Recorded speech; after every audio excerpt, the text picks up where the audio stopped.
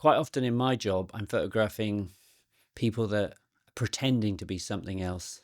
And then every now and then you meet the real deal. John McVicar was a mythical figure. I knew him because I was a fan of The Who, and Roger Daltrey had played McVicar in this film, the eponymously titled McVicar, I think, about him escaping from jail, going on the run, becoming this kind of figure that the public were quite into. I think the public liked him. The tabloids definitely did. Very ruggedly handsome. Probably why he appealed to the public. Yeah, So, yeah. and he robbed banks, of course. So how did you get the job? Who commissioned you? It was for Men's Health, and it was all about how he achieved his sort of fitness, and he was really muscly and really physically intimidating. Before I met him, something really weird happened. This is kind of strange, and it leads on to something even stranger that we'll come on to. So I'm on the phone, it was before mobile phones, on the landline, and I'm thinking, slightly wary of him because of his reputation and so on. He couldn't have been nicer. It was a normal conversation that you have pre the shoot. He seemed like he would be compliant. And then suddenly he cut off and he said, "Go away, go away." It was like so weird. What's down the phone to you? Yeah. And then he put the phone down. And so this was a few days before the shoot. Yeah, so I phoned up Men's Health, and they were I think they were a bit scared of him too. And they just said, "Look, it's fine. He's been in touch. The shoot's on. We had the date in the diary. All systems go." So I just decided it would be a good idea not to mention our weird conversation. What, when you met him on the day? Yeah, so the shoot went fine. I met him in Battersea Park. I did my pictures. He was really impressive. I mean, I think there was a gym in there. I remember he got undressed in front of me, and he looked like one of those kind of gnarly gargoyles. He was really muscular. Like low body fat. Incredibly low body fat. And it was kind of, I remember thinking, my God, I wish I looked like that. Because I was young back then, I was in my 30s. I remember thinking I was sort of podgy, not taking good care of myself. I was in the midst of family life, so I wasn't going to the gym, I've never been to the gym anyway. I go to the gym now. But back then I remember thinking, yeah, I want to be like him, and he looked really strong, and he was doing bench presses and stuff like this. Yeah. And the shoot went fine. It was black and white. Do you remember anything he said to you, or any conversations? I do. He was really, really skeptical. I mean, what came through alongside this kind of impressive physical presence, a kind of natural authority, a kind of masculine kind of dominance, was also his keen intelligence and skepticism about society and about power structures and about people that were deemed to be worthy of our attention and affirmation, praise.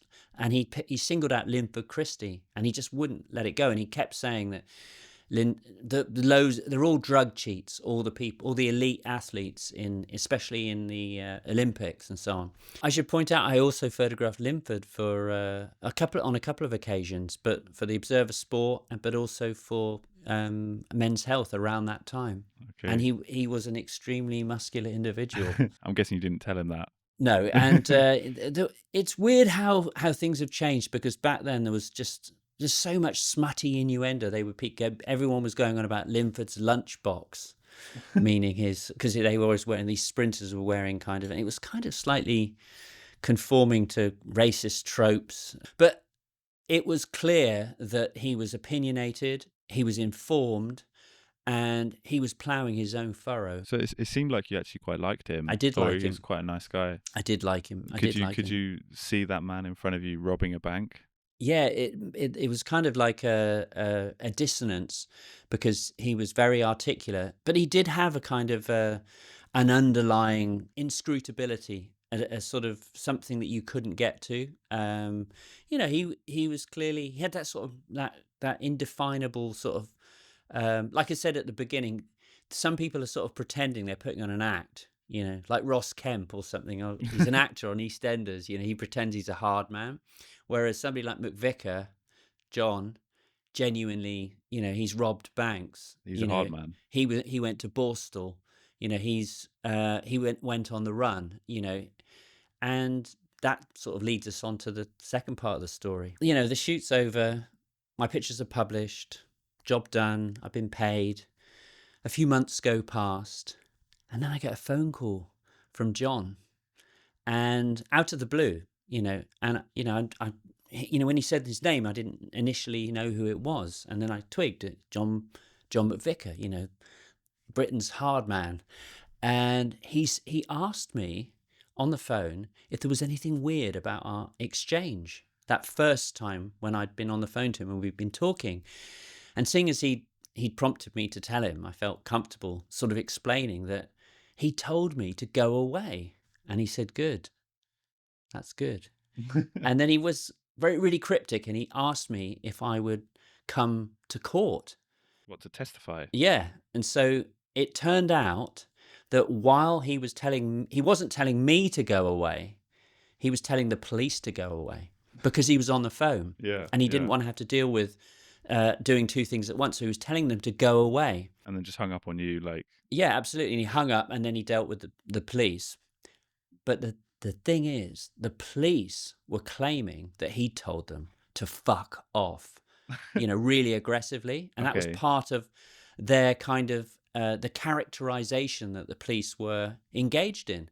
They were kind of fitting him up. The police didn't like John McVicar because the public liked him. He was a kind of he wasn't a Robin Hood figure, but he was a kind of likable rogue. He understood how the media worked.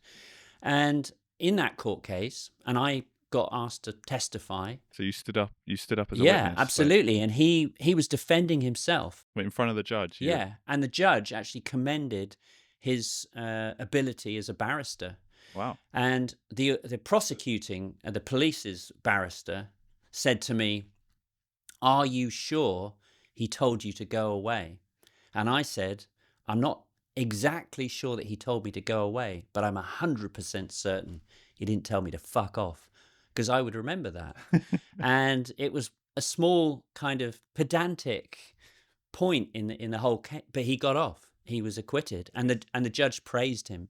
I guess because they're fabricating stuff, I guess. Yeah. And the interesting thing about that is that John, when he sort of asked if I would come to testify, it's quite transactional. And he said to me, "You can take some pictures of me outside the court case," because there aren't that many pictures of him around. And he understood the media, and he understood that photographs have currency.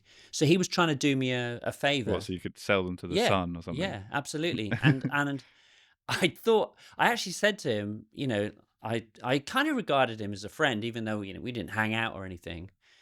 And he probably moved in different circles to me because we checked on Wikipedia, and he married an aristocrat. He really had an extraordinary life. He died a while back, but he understood that the photographs that he could give me something. So he let me take some pictures, and I took some pictures of him outside the court case. And we'll put some up right now. Yeah, I don't know whether Cat's Pictures or IPG, the agency I was with, I don't know whether I made any money out of them. It's possible.